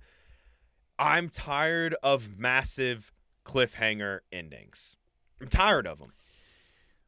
I don't think this was so much a cliffhanger because it is the end of a chapter. I don't think like there wasn't there's no question of like, oh, well, what's going to happen now? Like she says it outright. If they don't get a season 2, does any of this feel resolved? Does any of this feel like it fits in the alien world? Does any of this make sense if they don't get a season 2? Yeah, because because people are like, oh, Earth is horrible now. And it's like, but it's humans who think Earth is horrible now. So like we know this from the Alien franchise that years and years and years into the future, humans believe that Earth is a horrible place that they can't go, that they shouldn't go back to. But then when they get there, it seems kind of serene. So like, I do think that even if this just ended here where it's like, oh, she's kind of recognized I'm more connected to the xenomorphs than I am to humans. I can resist my human nature because that's kind of like the whole question for everybody in the show is like, what part of your nature are you blind to? What part of your nature are you deaf to? What part of your nature are you holding back from sharing with people? And then when you connect with that, what are you? You know, like I think... Yeah. And it does a good job posing those questions, answering those questions in a closed loop sort of way. You know? Oh, but the cliffhanger I'm talking about is the eyeball monster going into the dead guy. Like, that felt like such a, wait till you see what happens here. Oh, well, yeah, okay, so that... Sorry, that's the moment I'm talking about. Well, that's not the cliffhanger moment, right? That's an unanswered question. So, like, but, like... Yeah, the only thing I don't like about that is we waited the whole season for Midge. That's the name for the eyeball. For the T Oculus. We've waited the whole season for it to get inside a human, and it finally did in like the last half hour of the first season. And I was like, and that's where I think, you know, this suffers from origin story fatigue because it's like the origins of Midge, you know, like it's the origins of everything, and I think that's why I got so exhausted with it because you know what, this is great. I talked about all 6 of the Sony Spider-Man villain movies on Magnum Opus, and one of the things I say when I'm talking about, I think it was Morbius, you know, we don't need.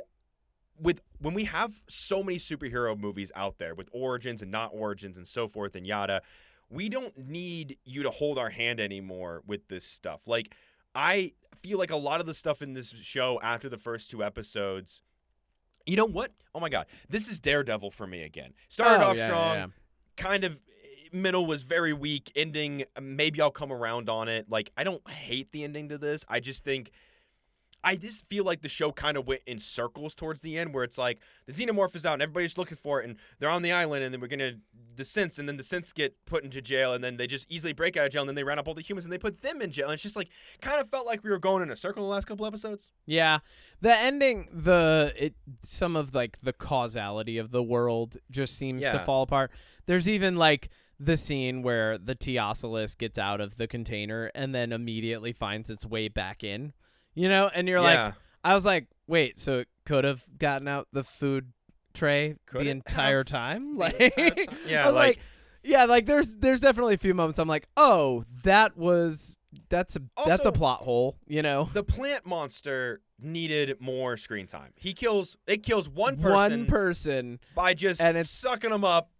And which we knew would happen. Okay. So we already know the criticisms. We already know like the things that we like about the show. Yeah. What is your favorite alien species that was introduced in this, and do you think that they exist on the Predator homeworld? I mean, that's a hard question because, again, I feel like they put so much emphasis on these species, and then we don't get to see them do anything. Here's the thing: we see the flies eat Isaac's face because we know they eat minerals. Yep. We see the plant kill one person at the end. We see the eyeball character in a flashback sort of fist fight the xenomorph in a human body, but ultimately just stare at people. Yeah. And then the blood-sucking leeches. The ticks. They don't do anything after they suck blood out of people in the first episode. Well, we see they're in the fifth, right? And we do see that like they have little tadpole things that will like get inside you and suck your blood too, which is horrifying, by the way. That is terrifying. I think that it was. Did you like any of them? I feel like I asked which one you liked the most, and you're like, well, all of them suck for these reasons. No, all of them were super interesting, but I didn't get to see them do anything. Like, my favorite part of this show is the concept of other alien, horrific, terrifying species than the xenomorph being there too, and I wish we would have seen them break out and cause carnage at the facility a little bit. So are you disappointed that this was more of an existential drama, or like where are you going with this? I guess for me, I think, and this, like I said, I think this might just be a me thing, or maybe other people agree. I feel like the breadcrumbs that were set in the beginning took me in a direction that I wasn't expecting. I expected more play from the children of the synth children. I expected more play from the alien species and learning about them a little bit. Like, I expected a little bit more, and I think that the xenomorph stuff we end up getting, especially when Wendy's communicating with it, is some of the most interesting things I've seen in the Alien franchise. Like a xenomorph who can actually communicating. She's like, I think I said this to them. I liked that a lot. Yeah. I just think that it's very muddled by too much symbolism and metaphors through everything happening. I almost felt like, again, I feel like at the end of the day, the show was just beating me over the head with metaphors and symbolism. But to answer your question, the plant monster was my favorite. Okay, yeah, the fauna disguised as flora. I think my favorite's definitely Teoculus. Like, what a cool fucking thing. Like, Eyeball's cool. And I like, when I was watching it, I'm like, the thing that I like the most about that creature is, as I'm watching it, I'm like asking myself questions about the physiology and like how it functions. And like, to me, that's what sci-fi is all about, is like, is it making you ask questions? Because a lot of times sci-fi ends up kind of in a sometimes positive, sometimes negative way, predicting our future or showing us something that is like infinitely scary that could be real. But I loved watching the Teoculus just interact with different things. I loved that it was smart enough to distract the one synth, because I think, it had been transported with these other creatures, so I think it knew that the flies were going to eat minerals, and like it was just like, it gives a little headbutt, and I forget the synth's name, but he gets locked in there. Isaac, yeah. Toodles. Toodles gets locked into the feeding chamber, and then the flies come out, and you're like, oh, well, he's a synth. What can they do? And then they vomit on him, and you're like, oh no, this is horrible. Yeah. I really liked that a lot. I loved when we did finally get to see the plant thing do its thing. Yeah. I also love that, like, the thing that I really love about that one is like you think that it's relatively immobile for most of the show because it's just hanging upside down, and then all of a sudden, like the last episode, you see it moving and it's like a weird octopus thing, and it's like whoa, Spider-Man on the wall and shit. Yeah, that was crazy. That's why it's my favorite. It was creepy. And the reason I ask if you think they're on the Predator homeworld is because we know from the Predator franchise and the comics, and we also know that aliens and predators exist in the same universe. We know this. Only in the Predator timeline, not the Alien timeline. We know from the Predator universe and comics that they developed their camouflage to mimic that of a biological species. And their camouflage is very similar to what we see with what I will call human Venus flytrap. Yeah, I hope that I would love. Ooh, god damn! I would love if there's some more crossover with these species. I think it'd be great. Universe. You also made me realize there's one moment in this where I was like, okay, and this is good. I should ask you this. Yep. When the synth that thinks that she's having a baby and she's the one that gets attacked by the eyeball. Nibs. Nibs. Okay. So Nibs gets attacked by the eyeball and starts to fall apart, and like her mental state starts to deteriorate a little bit. She starts to get really like hostile and kind of confused. So they decide what we're gonna do. We're just gonna erase her memory of the ship. And they do that. And twice. my immediate thought was, well, all the people that were on the ship with her, they know about it. So if they bring it up, she's gonna be like, "What's going on? I don't know what you're talking about." And it was a bad choice. And I'm like, was this intentional to show that the scientists are also kind of dumb? And maybe it was, but like either way, I feel like that's just a really stupid.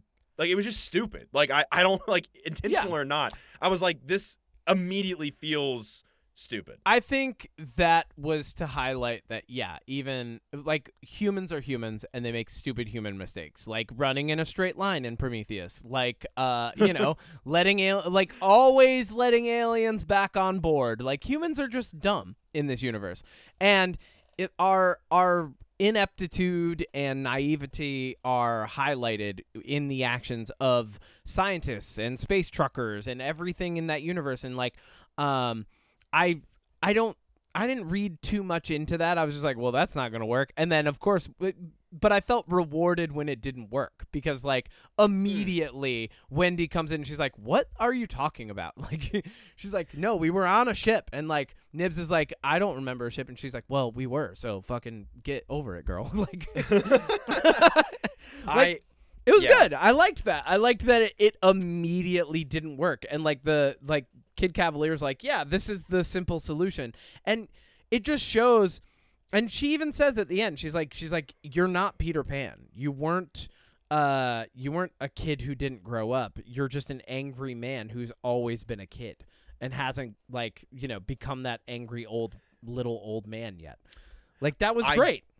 Okay, that's a good point because I would say the one thing I did like when you find out that the old guy that's always like helping him and stuff is actually a synth. Yeah. I was genuinely like, oh, cool. It was the first one he ever made. And then the first thing that guy did was kill his dad. It's good, man. I also think the biggest highlight from this show, I think, is the xenomorph suit. The man in the suit stuff is really fucking good. It looks really good. All of it's, having the xenomorph. Like, so I think the best parts of this show are theme and how it weaves its way through because it really does and it never stops, which is amazing. Timothy Oliphant is absolutely incredible. Insane. Sydney Chandler crushes it. I do think that the tension from Morrow, played by Babo Cisse, really good job there. He's really good. But I think the best thing about this entire show was we got the alternate universe Nostromo moment with the Maginot episode, which was like the best episode of the entire season.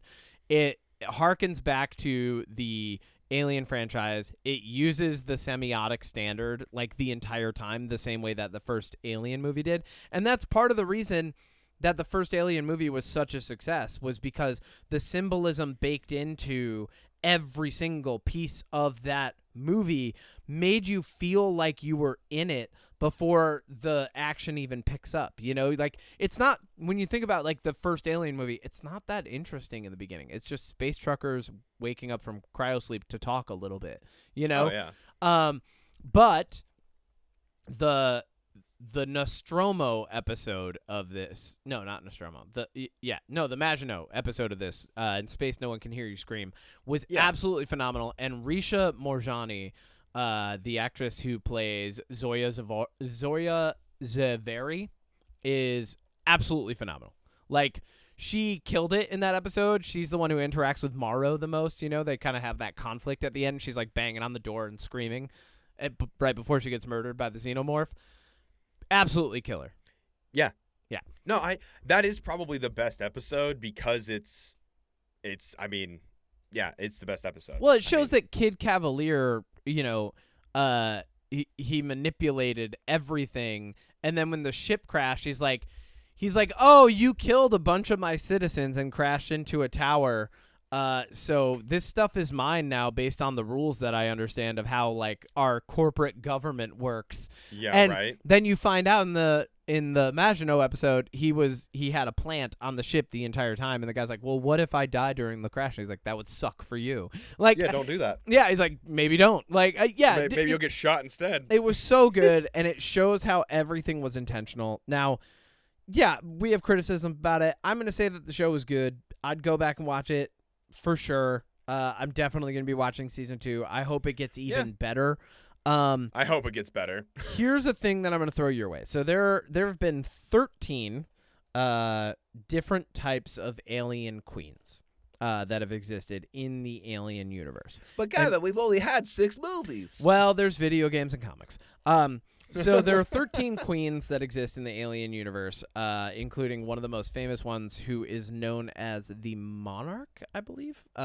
She's from the video game where Type 6 or whatever it is, one of the aliens breaks her out. Anyway, so you know we've got 13 queens. We also have some extended lore in the comics, and there was a comic called Alien Bloodlines, and that was written by Philip Kennedy Johnson. And it ended up being a trilogy of comics that leans into this idea that aliens in the future, and this is like the 2200s, so after a lot of the alien events, but before Resurrection, because everybody ignores Resurrection. We have this idea that there is a character referred to in these comics as the Goddess, and she is a biomechanical manifestation of xenomorphs. And I wanted to ask your opinion.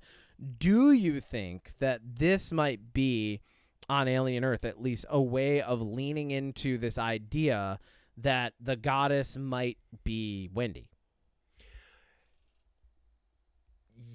Well, so that's a good question. I think because it's biomechanical, right? She is like we know, and also what's really cool is just to give you a little backstory. So the Goddess is designed off of some illustrations that H.R. Giger did, some of his artwork, and it's specifically some of the artwork that was dedicated to his well-known lover in his life. Her name was Lee Tobles. Anyway, she died tragically early, and he has a few things where he illustrated that show her face. The Goddess in the comic books she comes to being out of a character named Lee, which is kind of cool. But I think that this might be the Alien cinematic franchise going, hey, we could play with that idea, because that's really haunting that there might be some biomechanical fusion of alien and, you know, synth that is like coming into being over the course of some seasons. Okay, so here's what I think. We know that Noah Hawley would like this show to run up into and potentially even parallel with the first Alien. Mm-hmm. We know that the first Alien is a Weyland-Yutani ship, and we know that they discover the eggs on a moon planet or a twin moon, and we know that there's another moon, which is more than likely where the ship in Alien Earth got the xenomorph eggs. It's a sister moon in the same solar system. So I think one of two things. I think you either have to end Alien Earth with, and I think this is probably what's going to happen, where Kid Cavalier is no more, Prodigy is dissolved and bought up by Weyland-Yutani. Yep. And I think ultimately in that version, Wendy either gets like dismantled and is kept like with just like a torso and a head somewhere to be studied by Yutani, or is completely destroyed. I think the other way you do it is you have it run parallel, and same thing, like maybe Kid Cavalier is still destroyed, but Wendy and her xenomorph kids are the reason that Earth maybe does suck. And through that and Prodigy, you could easily have Wendy become the like half mechanical, half alien queen, because that island could be hers at the end. Yeah. I think that would be way fucking cooler than just having Prodigy get wiped out and Yutani take over. I think it'd be way more interesting to have Wendy do more than just be a synth who can talk to aliens. Yeah. So I agree. I think that'd be sweet. I like that idea. I think it'd be cool. I'd like to see that over time, because that's really what the franchise is about, is adaptation, and how humans, if they go out into the stars and don't adapt, that they will just become prey for things all over again. Yeah. There are some lines in the comics. This is for people who don't feel like reading them, but there are some lines in the comics that are really good. There's a scene where David is talking about how when man first looked out at the when the first man looked out at the stars, man started reaching. This is in the Alien Icarus comic, and it says, the stars, the mankind's own destruction has been beckoning back to it from, this source of fire, which is what is a star if not the greatest source of fire, right? But there's there's that, and then there's also this notion that like the goddess herself is out there with the Xenos, and they are meant to humble any civilizations that seek to reach out and become the dominant species of the universe. So like there's a couple concepts buried in there that I think are really cool in the Alien franchise, even though they're not in like the more well-known parts of it. And I would like to see that come to fruition. I do kind of hope that's the way that we're going, and if we start getting like hints of that in the second season, I think that'll be a bigger payoff for a synth learning how to talk to the aliens. Agreed. Yeah. I think something needs to come of that other than just her being able to use the xenomorphs as like a hit squad. Yep. And then it's all going to be a big face-off between the Predator, a few xenomorphs, Wendy, and Elle Fanning. And then Hermit's there. No, I think he's going to die next season. I think so, too. Yeah. I think he needs to. Yep. Either way, I'll be watching. Doesn't matter. Yeah. And so when I said that in the Alien timeline, Predators aren't canon, but in the Predator timeline, they are, I just really want to spit this little bit of knowledge for people that are like, well, how does that make sense? All right. So you have Predator 1 and you have Alien 1, right? Both standalone. In Predator 2, Danny Glover's character sees an alien skull in the Predator ship at the end, and then they give him the like old-time musket pistol. That pistol is from a prequel comic where back during like the Revolutionary War, the Predators came, they got it from a guy, so forth, right? Yep. Then after Predator 2, we had Alien versus Predator. And in the first Alien versus Predator movie, they use a spear to kill the alien queen before knocking her into the Arctic Ocean with the water tower chained around her. The Antarctic Queen. That spear, and Alien vs. Predator 2 references Alien vs. Predator 1, and that spear from Alien vs. Predator is actually in the movie The Predator in the lab where they have a predator held hostage. So, yes. And then with Predator Badlands, Elle Fanning we know is a Yutani synth. So in the Predator timeline, aliens exist, but in the Alien timeline, they don't. Interesting. Yep. But, I mean, well, yeah. And then we do have, I think what's nice is in the Predator timeline, we have Alien v Predator, right? So there is a blending. There is room for them to just coexist. Yeah, and I think it works better in the Predator universe than it does in the Alien universe anyways. Yeah.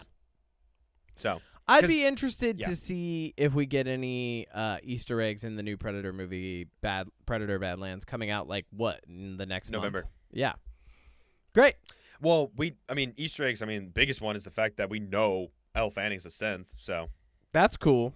So but we know xenomorphs aren't going to be in that movie, which I think is a good thing. That is a good thing, too. Yeah. I like that a lot. So, Odie, what's your jam this week? Sure, yeah. Final thoughts on Alien, I guess. Oh, sorry. Yeah. Odie, what are your final thoughts on this first season? I feel like we've been giving final thoughts. Why? Because I have a lot of thoughts. I don't really have any final thoughts. I just think that overall it was a letdown. Oh, you're prompting me to give you a final thoughts prompt, and then you have no final thoughts?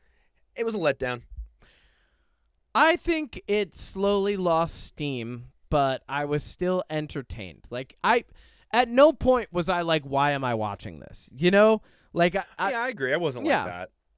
Yeah, I think like to expect perfection out of everything is a lot. And I would never. But I do think there are some shortcomings, and I do think that there are some really cool novel things that it's the first time we're seeing them. I really love that we see different corporations. What I think the best thing that this show does is it expands the universe, because to continue going on with it just being like humans versus xenomorphs and no other alien species from around the galaxy is like a huge disservice. What it does is it becomes it's a reductionist plot. What this show did was it broadened and expanded the Alien universe so that we can touch on different parts of the franchise. I think that's really good.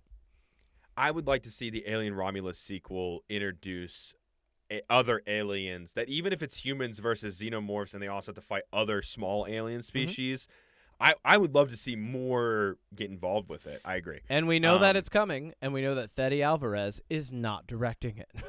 We know he's not directing, but we know him and Ridley Scott like the script. Yep, which is good. Alien Tumulus. Alien Tumulus. Yeah, no. My jam is ultimately One Battle After Another. Yeah. Okay. I mean, that's really your my jam this week. Didn't really do much this week. That's worth mentioning, like in terms of things that I consumed for content. Like, I haven't really had a lot of time to consume anything super new. So. All right, cool. I got 2 jams this week. My first jam is Sleep Token. Just Sleep Token in general. Love Sleep Token. I mentioned it earlier. What a cool thing to be in the crowd, like seeing them in an arena. Only 2 years after I saw them in a small venue in the middle of nowhere in fucking New York. They've done such a good job just continuing to be this beautiful musical force that exists in the world. And I think what's really cool is, for the first time ever, like I mentioned, I feel like nothing's been lost along the way. Like, I don't feel like they've ever at any point like traded their sound in order to gain more popularity. I think all that's happened is they've just continued developing a project, and it's really cool to see.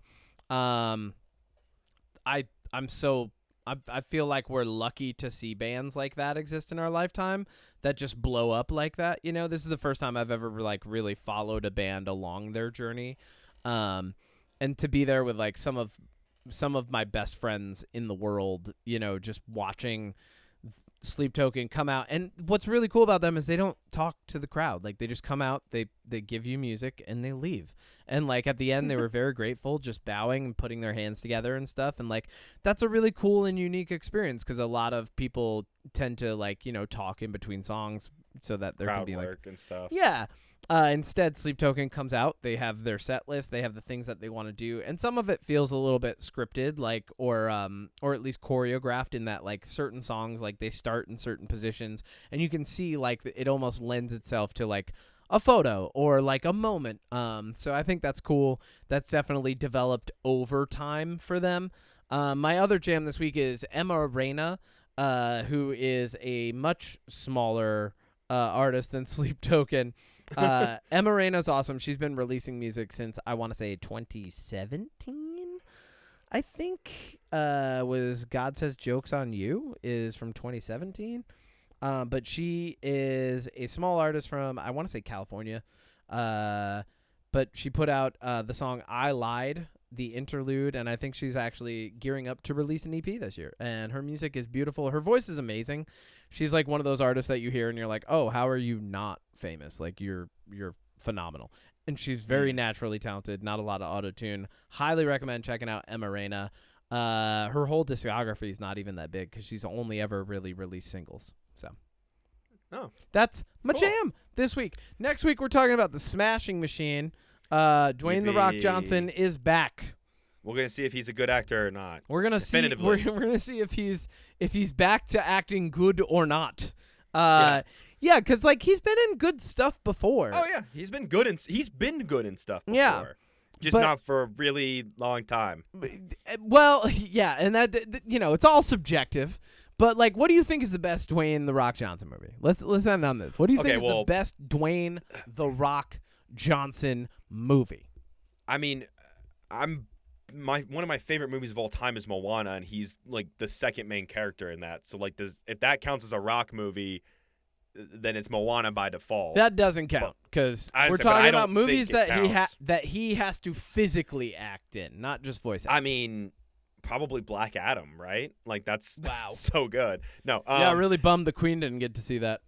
Yeah, me too. But you know what? It's in theaters. I would say for me, my favorite The Rock movie is Walking Tall. Probably The Rundown, actually. Okay.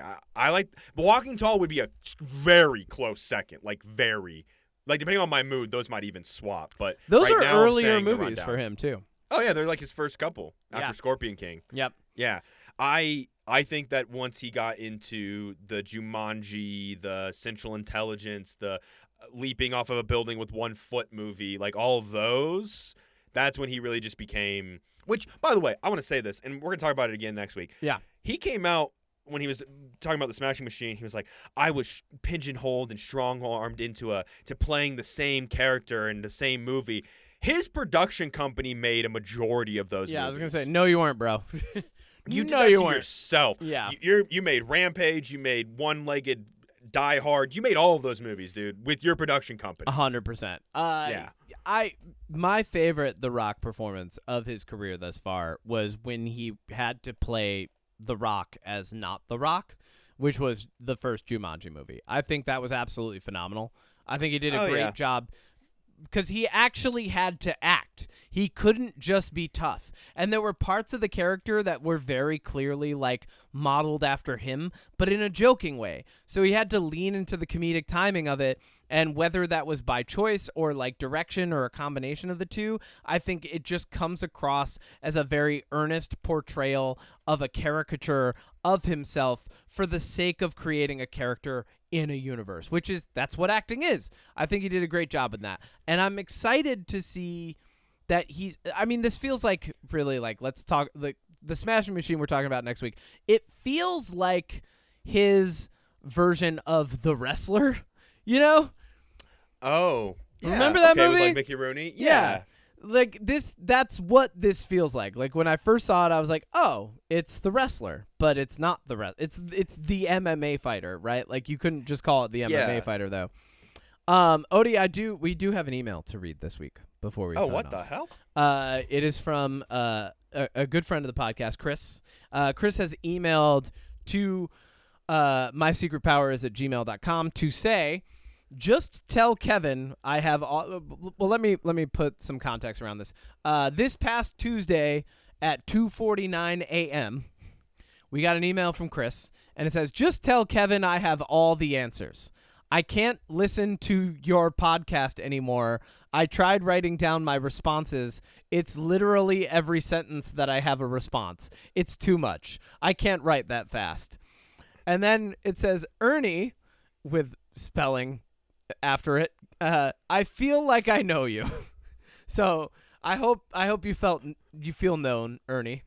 my podcast. Ernie? It's you, Ernie Matthews, my podcast co-host. I hope you feel known. And then it says, listened to most of these. Nice to stalk you. Ask Kevin if the Holy Grail has been discovered yet. And then it says, doesn't say spoiler alert, but spoiler alert, it has. He has it. And then just me. I feel like this is What? a 2:49 a.m. email for sure. I love that this why is. am I Ernie? And what do I need to know? Your name's What- Ernie. Whether or not that's spelled correctly. Hey, Ernie, do you spell your name ERNIE? Not even close. There's an O. My name sounds like O. Odie. It's literally starts with. Wait, so I'm confused. What do I need to? I feel You like need to I know ask me you. if the whole- Paris. yeah. I'm too much. Also, hey Chris, you can also put it on like half speed and you can type faster, so you can keep listening, but we'll be talking. There's really ways to slow. respond. This is Ernie an Matthews. interest.